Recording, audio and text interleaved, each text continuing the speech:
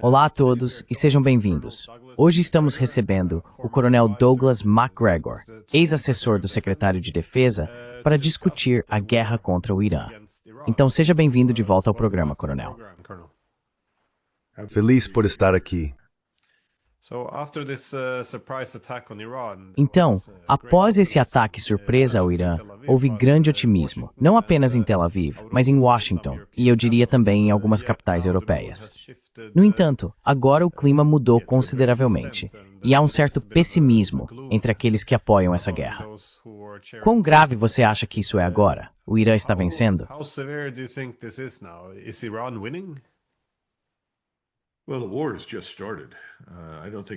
Bem, a guerra acabou de começar. Não acho que as pessoas entendam isso. E eu não esperaria que fosse vencida ou terminasse tão cedo. Acho que as pessoas superestimaram muito o impacto do ataque surpresa ao Irã, no qual acabamos sendo cúmplices. Acho que o presidente Trump fez o que pôde para criar a ilusão de que estávamos interessados em algum tipo de resultado negociado, e isso ajudou a, de certa forma, desarmar os iranianos, pelo menos inicialmente. Eles me surpreenderam com a rapidez que caracterizou a reação deles, e agora o arsenal deles entrou em uso. Conversei mais cedo hoje com outra pessoa que estava acompanhando o número de mísseis balísticos de médio alcance, com alcance de 1.200 a 1.400 quilômetros, que haviam sido usados.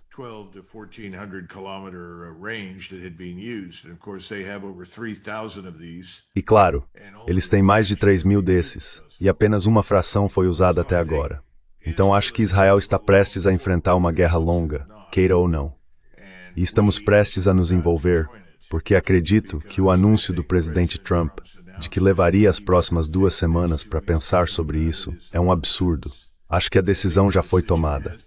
Na verdade, tenho fontes internas me dizendo que já está decidido. O que está levando tempo é reunir as forças aéreas e navais necessárias para lançar os ataques.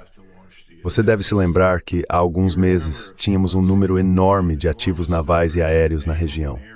No fim, nós os retiramos, e leva tempo para reuni-los novamente. Assim que estiverem reunidos, atacaremos.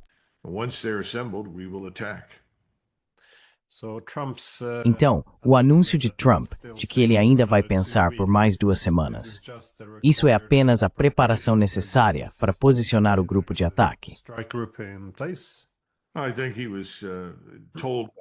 Acho que o secretário de Defesa disse a ele, olha, não vamos conseguir agir rapidamente. Vai levar alguns dias para organizarmos tudo. E então ele disse, tudo bem, porque você sabe, Donald Trump adora brincar com a mídia. Não há ninguém, certamente na minha vida, que tenha sido melhor em manipular a mídia do que Donald Trump. E isso lhe dá uma oportunidade de fazer exatamente isso. Mas na realidade, a decisão de atacar já foi tomada e as forças ainda estão se reunindo. Lembre-se, muitos navios precisaram ser reabastecidos, ou seja, precisam ser reabastecidos com comida, água, além de munições e mísseis. Então foi preciso trazer grupos de batalha de porta-aviões para reabastecer e também substituir forças que já estavam na região.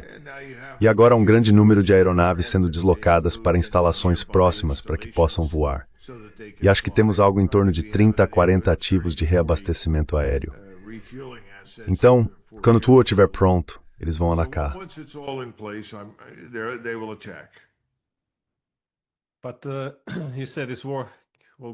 Mas você disse que esta guerra vai durar um tempo. Mas até que ponto isso é possível? Porque, em uma guerra de atrito, é preciso ser capaz de reabastecer munições e tudo mais. Mas parece que Israel já está tendo dificuldades com seus mísseis interceptores.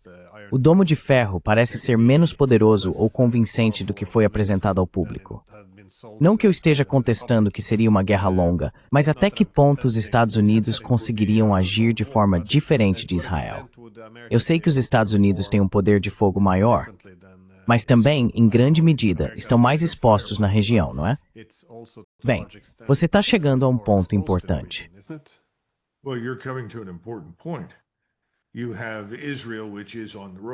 Você tem Israel, que está encurralada. Vamos ser francos. Eles viram uma parte substancial do seu país ser destruída. Eles não vão admitir, mas acho que Netanyahu tem implorado para que Trump entre no jogo rapidamente. Você precisa entrar, estamos ficando sem opções. Tivemos muitas aeronaves grandes, Globemasters, que pousaram nas últimas 24 horas para tentar fornecer interceptores de alta altitude para o teatro de operações, mísseis, além de Patriots e outros. Temos tropas solo em Israel que estão ajudando a operar os radares e as baterias. Então essa é uma situação muito difícil. E Israel sempre esteve no limite quando se trata de guerra.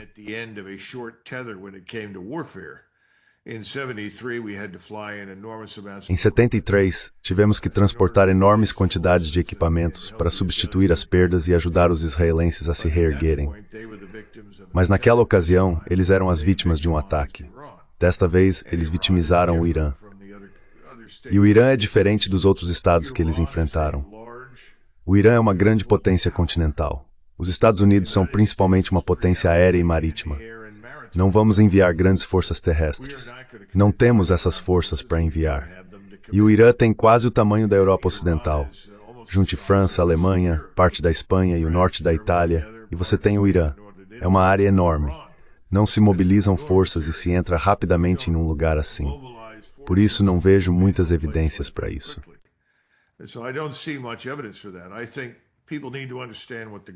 Acho que as pessoas precisam entender qual é o objetivo. E se eu puder tomar um minuto para tentar explicar para as pessoas qual é o objetivo da guerra, talvez elas entendam o que realmente está acontecendo. Esta é uma guerra pela hegemonia do Estado judeu em toda a região. Isso precisa ser compreendido. Acreditamos que a hegemonia do Estado judeu está em nosso interesse porque envolve a conquista e a garantia dos campos de petróleo e gás da região. Agora, a guerra contra a Rússia foi perdida. Lembre-se, essa guerra sempre foi sobre remover Putin, fragmentar a Rússia, tirar seus recursos e transformar o que restasse em um Estado vassalo, pertencente em grande parte aos bancos de Londres e Nova York. Isso fracassou. Essa guerra foi perdida.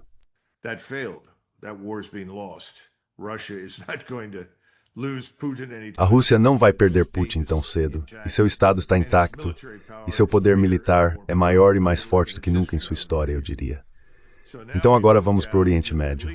As mesmas pessoas, com os mesmos apoiadores, os mesmos oligarcas financeiros, instituições e defensores políticos que defenderam uma guerra contra a Rússia para fazer o que acabei de descrever, destruir o Estado e depois tirar os recursos do país, são as mesmas pessoas que estão defendendo a guerra em nome de Israel contra o Irã.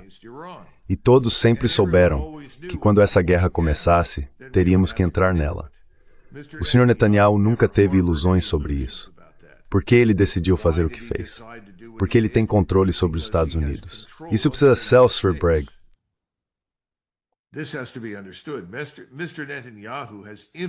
O Sr. Netanyahu tem infinitamente mais controle e influência sobre o Congresso dos Estados Unidos do que o presidente Trump. E o presidente Trump é efetivamente um instrumento dele. Ele não vai fazer ou dizer nada que o Sr. Netanyahu não queira que ele diga. Recentemente, ele esteve ao telefone com o Sr. Netanyahu e pessoas que ouviram a conversa mencionaram que ele fala em termos de gangster sobre o que vão fazer. Vamos quebrar as pernas deles, eles vão pagar por isso, e assim por diante. É esse tipo de conversa durão que é comum na cidade de Nova York. Ele gosta disso. E por isso está totalmente alinhado a essa guerra.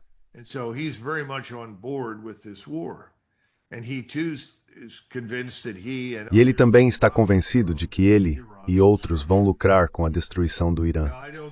Agora, eu não acho que isso vai funcionar.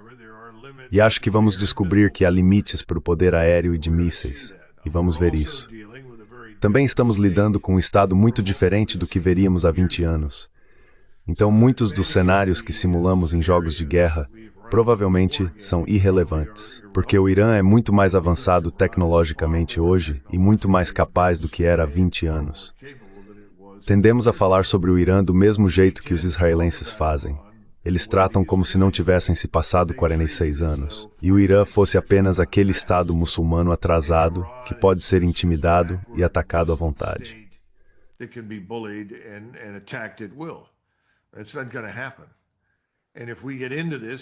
Isso não vai acontecer. E se entrarmos nisso, vamos sofrer perdas. A operação que estamos falando em lançar em um futuro muito próximo envolve centenas de aeronaves. É muito complexa. Todo mundo acha que é simplesmente uma questão de voar bombardeiros B-2, que são invisíveis, invulneráveis, invencíveis a 12 mil metros de altitude sobre o espaço aéreo iraniano, e lançar essas munições penetradoras que supostamente atravessam montanhas e destroem as chamadas instalações de enriquecimento de urânio. Na verdade, isso vai se concentrar, eu acho, principalmente na destruição do regime. E eles miraram tudo, até delegacias de polícia em Teherã e outras cidades.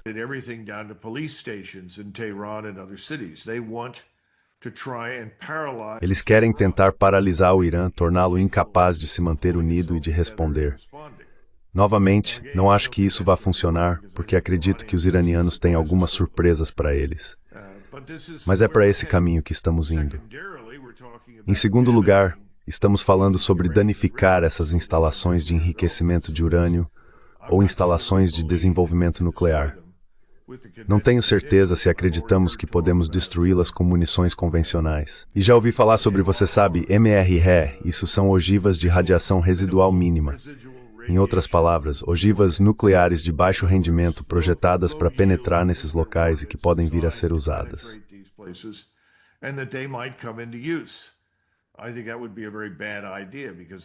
Acho que isso seria uma péssima ideia, porque acredito que isso abriria a caixa de Pandora de uma forma muito séria. Então acho que há um certo grau de realidade interferindo ao pensar até onde se pode chegar atravessando montanhas. Mas vejo muito mais confiança no pensamento deles sobre o que podem fazer para destruir e dominar o próprio Irã. Novamente, acho isso muito perigoso. Acho que tudo isso é muito complexo e, no fim das contas, não acho que vá funcionar. Mas veremos. Enquanto isso, os chineses, os russos, os paquistaneses, e não só esses, mas outros países também, investiram recursos no Irã para ajudar os iranianos a se defenderem. Acho que alguns desses recursos farão diferença. Portanto, isso não será fácil, será muito perigoso e muito complexo, e mesmo no melhor dos cenários, pode não funcionar.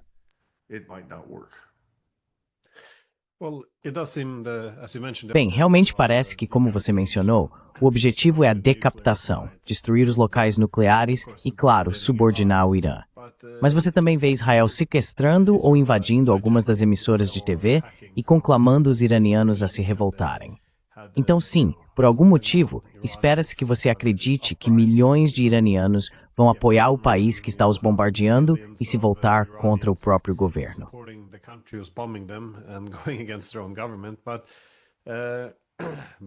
Mas até que ponto eles, porque obviamente subestimaram as capacidades militares do Irã, também subestimaram o clima no Irã? Quero dizer, tenho certeza de que há muitas pessoas que têm queixas reais, se não até ódio, em relação a um governo do qual não gostam. Não estou, acho que isso é um pouco exagerado, para ser honesto, mas sempre existem queixas.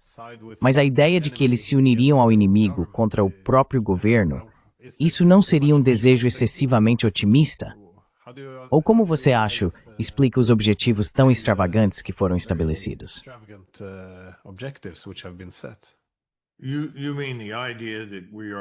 Você quer dizer que a ideia de que estamos bombardeando essas pessoas, enquanto também dizemos a elas que somos seus amigos e que elas são nossas amigas, é um pouco contraditória? Aliás, estamos bombardeando vocês para libertá-los de um governo que vocês realmente não querem. E seus amigos em Israel estão montando outra estrutura governamental com o ex, ou filho do príncipe herdeiro, ou o ex-filho do Shah, como quiser chamar, que é um fantoche disposto de Israel, que vai chegar, assumir o controle e colocar tudo em ordem. Quero dizer, pare e pense em tudo isso. É tudo uma loucura. Não faz sentido algum. Agora, isso não significa que não existam pessoas que não gostam do governo. Há muitas pessoas nos Estados Unidos que não gostam do governo.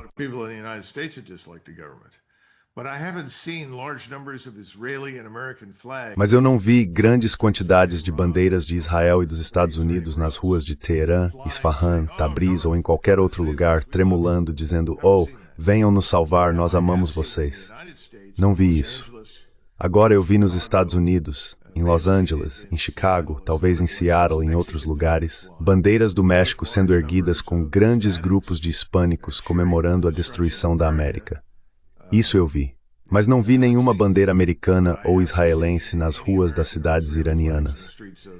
Então, para ser totalmente franco, acho que isso é uma bobagem.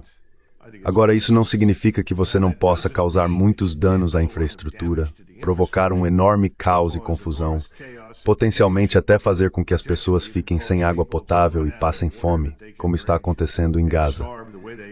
Suponho que isso seja possível, mas não acho que seja um plano viável.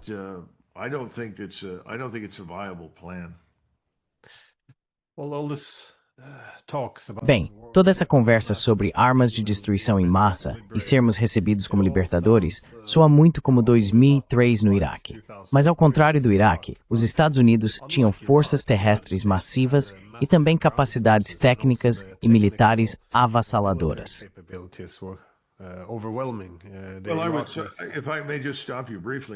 Se me permite interromper brevemente, eu diria que, se tivéssemos apenas entrado no Iraque em 2003, removido Saddam Hussein, depois entregue o país aos líderes militares da nação e incentivado que convidassem as Nações Unidas para ajudar a supervisionar a restauração do governo, eleições e assim por diante, e então saíssemos, teríamos sido muito bem-sucedidos.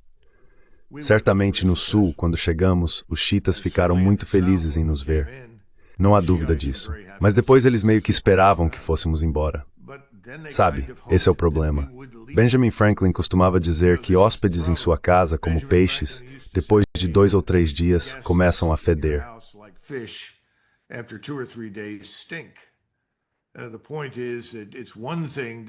A questão é que uma coisa é receber alguém para entrar, remover outra pessoa para você e depois ir embora, e outra coisa é alguém entrar, remover quem estava lá, e no final das contas, acabar sendo pior do que o que você tinha antes e matar um grande número de pessoas no processo.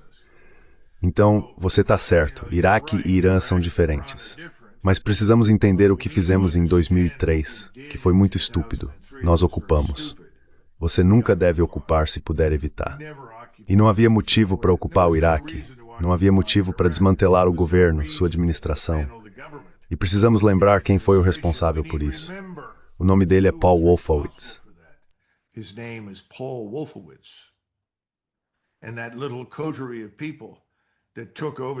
E aquele pequeno grupo de pessoas que assumiu o controle do Pentágono, da inteligência e de tudo mais no governo Bush, insistia que o caminho para Jerusalém e para a liberdade passava por Bagdá. Quero dizer, só imagine que declaração absurda. Mas foi isso que eles disseram. O mesmo tipo de pessoas, exatamente as mesmas, impulsionou a guerra na Ucrânia contra a Rússia. Agora estão promovendo a guerra em nome de Israel contra o Irã. Sempre iríamos nos envolver nessa luta, porque na visão deles não há alternativa à nossa participação, apenas fracasso total e, eventualmente, a destruição de Israel. Então tivemos que entrar nessa luta.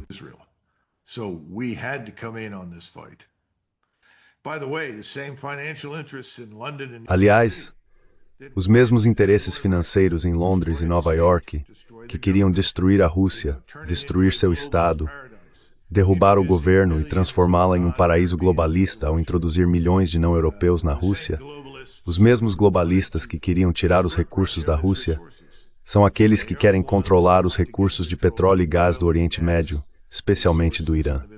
Eles querem dividir a região em pequenas partes que possam tratar como estados vassalos do grande Estado de Israel, que na realidade funciona como uma vanguarda para a vitória globalista que eles esperam alcançar no Oriente Médio.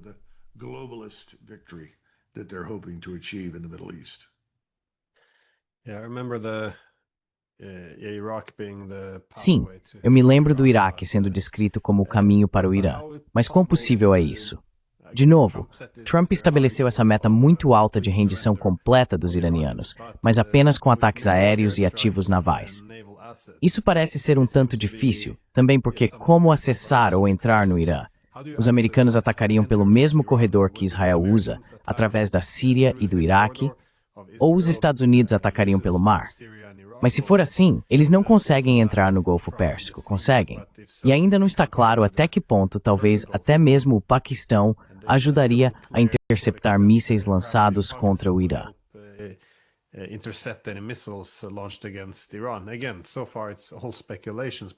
Novamente, até agora, tudo isso é especulação, mas há muitos vizinhos que não estão muito satisfeitos com esse cenário. Mas se o objetivo é simplesmente transformar o Irã em uma grande Gaza, infligir o máximo de punição possível, o que pode ser feito e o que se pode esperar em termos de ataques retaliatórios iranianos? Quero dizer, os Estados Unidos já moveram muitos de seus ativos estratégicos para longe de locais vulneráveis? Ainda mantém a frota no Bahrein? Quais preparativos estão sendo feitos? Pelo que entendi, todo o pessoal militar dos Estados Unidos foi removido do Bahrein.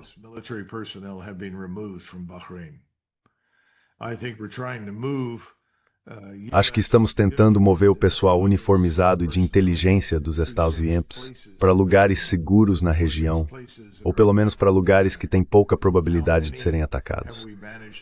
Quantos conseguimos mover até agora? Eu não sei. Acho que isso também teve impacto em atrasar a operação. Mas o Bahrein, que é um lugar muito importante para os Estados Unidos, especialmente para a Marinha e a Força Aérea dos Estados Unidos, foi evacuado. Mas acho que a questão maior é muito mais direta. Precisamos entender o que esses objetivos significam. E então precisamos nos perguntar, antes de tudo, isso faz algum sentido? Eu não acho que faça sentido. Acho que é insano. E me opus a esse tipo de pensamento desde o início. Nós não vivemos no hemisfério oriental. Somos americanos.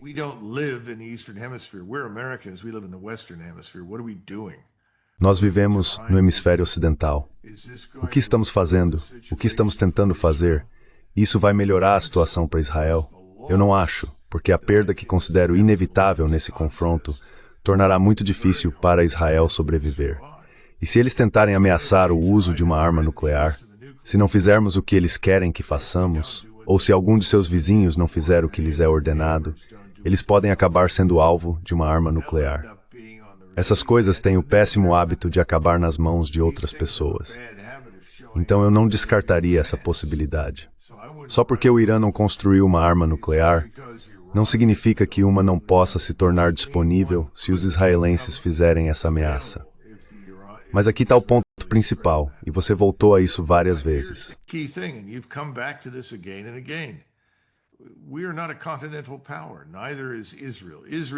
Nós não somos uma potência continental. Israel também não é. Israel é uma pequena colônia situada no Mediterrâneo e está agindo como se fosse uma grande potência, porque tem nosso apoio incondicional. Achamos que podemos fazer com o Irã o que planejamos fazer com a Rússia. Todo o sul global está se alinhando com o Irã.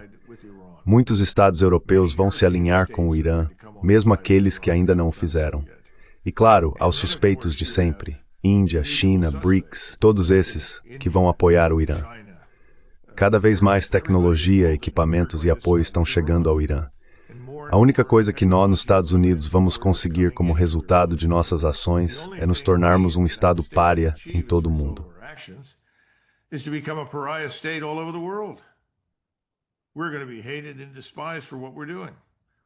Vamos ser odiados e desprezados pelo que estamos fazendo. Já somos, mas isso só vai piorar porque a guerra vai piorar. Agora a guerra vai durar uma semana, 12 meses, 18 meses, 10 dias. Suponho que muito disso depende da destruição. E neste momento a destruição em solo em Israel é substancial.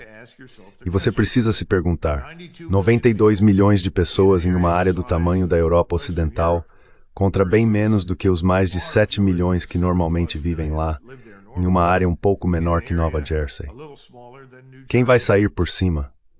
Os grupos de batalha de porta-aviões e a Força Aérea dos Estados Unidos podem fazer uma diferença profunda nesse resultado. Eu sou cético.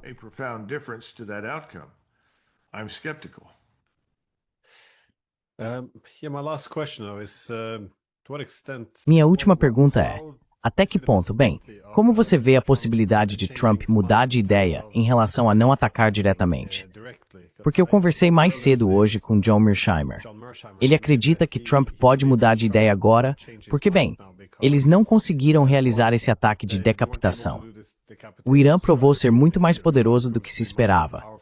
Isso acabou sendo uma punição enorme para Israel, e é duvidoso o quanto mais eles podem suportar. Também há uma grande reação contrária, não só entre o público americano, mas também na própria base do Trump e em sua equipe. Tulsi Gabbard, por exemplo, não parece nada satisfeita com isso.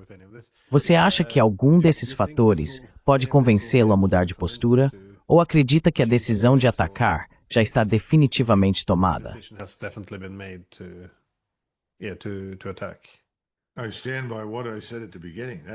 Eu mantenho o que disse no início. Essa decisão já foi tomada. Pedir para Donald Trump recuar disso é muito, muito difícil. Sabe, temos um mau hábito historicamente de fazer declarações de políticas que são irreais, que envolvem excesso, e depois não conseguimos recuar delas. Passamos por isso com Lyndon Johnson em 1965 e por 3 anos no Vietnã, até que finalmente ele deixou o cargo. Não se pode conduzir as coisas dessa forma, mas nós fazemos. O presidente Trump é em grande parte movido por impulsos e emoções, e é influenciado pela suposição de que hoje somos a mesma nação que éramos em 1991. Não somos.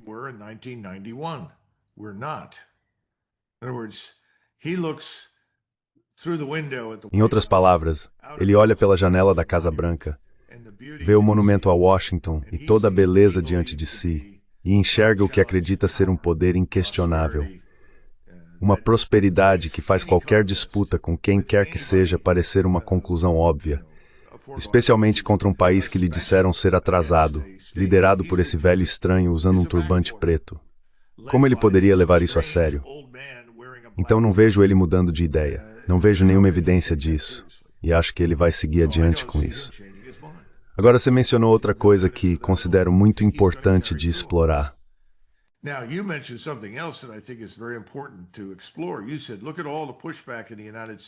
Você disse, olhe toda a resistência nos Estados Unidos. Eu não vejo isso. O povo americano não está prestando tanta atenção assim. O americano médio está preocupado se vai conseguir comprar uma caixa de cerveja hoje à noite e assistir ao jogo na TV. Enquanto ele puder pagar a gasolina do carro e ir trabalhar sem problemas, isso não faz muita diferença para ele. E lembre-se de que ele acredita que guerra é algo que acontece no solo de outra pessoa. Agora, ele pode ser rapidamente convencido de que está errado se as coisas derem errado aqui nos Estados Unidos. Acabamos de admitir cerca de 30 milhões de pessoas no país sobre as quais não sabemos absolutamente nada.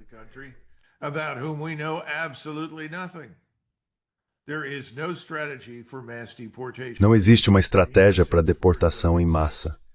Os recursos para isso não existem. Tudo isso foi mal conduzido. O homem que está no comando, o Sr. Homan, está compreensivelmente focado no que ele conhece como policial, nos criminosos que estão bem identificados. Mas isso é apenas uma parte, e há muitos, muitos outros por aí sobre os quais ele não sabe nada. O que quero dizer é, se você ouvir o presidente Trump, preste atenção ao que ele diz, e depois se pergunte, o que ele fez? Lembre-se, ele disse, quando eu era presidente, construí o muro. Não, ele não construiu. Agora ele está dizendo, veja, você não vê pessoas entrando em massa no país.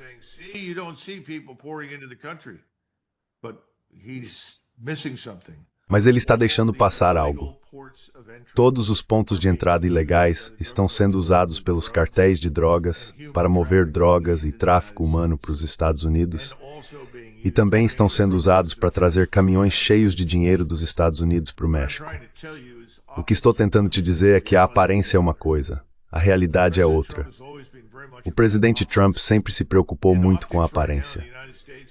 E neste momento, a imagem nos Estados Unidos são essas fotos magníficas de grupos de porta-aviões cruzando águas cristalinas sob um lindo sol, com todos esses aviões. Mas aprendemos, ao longo de muitas décadas, que o impacto real dessas coisas é mínimo, se é que existe algum. E novamente voltamos ao ponto original. Você falou sobre como apoiar isso, como rearmar, como reabastecer.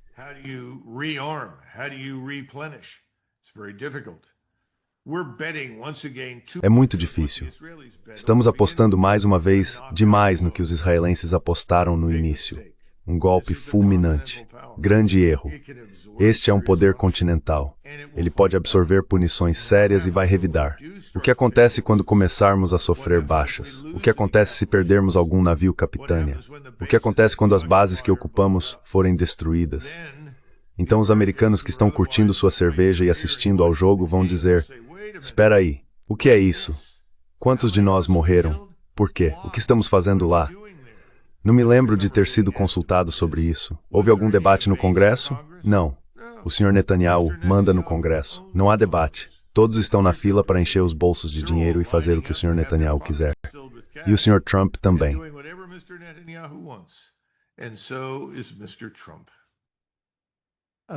Neste momento, você acha que os americanos ou os israelenses podem usar uma arma tática?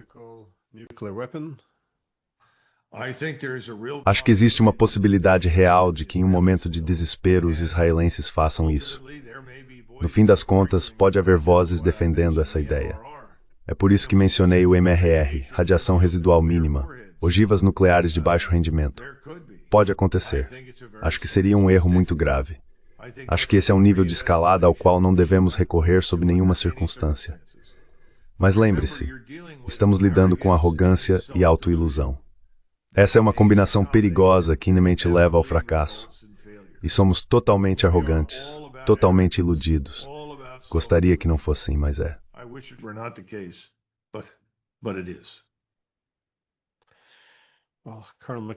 Bem, Coronel McGregor, muito obrigado por me permitir perguntar sobre isso. Sei que o senhor não está apenas muito ocupado, mas especialmente nesta semana, está dando entrevistas o tempo todo. Então, realmente agradeço muito pelo seu tempo. Mais uma vez, espero estar completamente errado e que algo bom aconteça, mas não acredito nisso. Obrigado. Tchau. Bye-bye.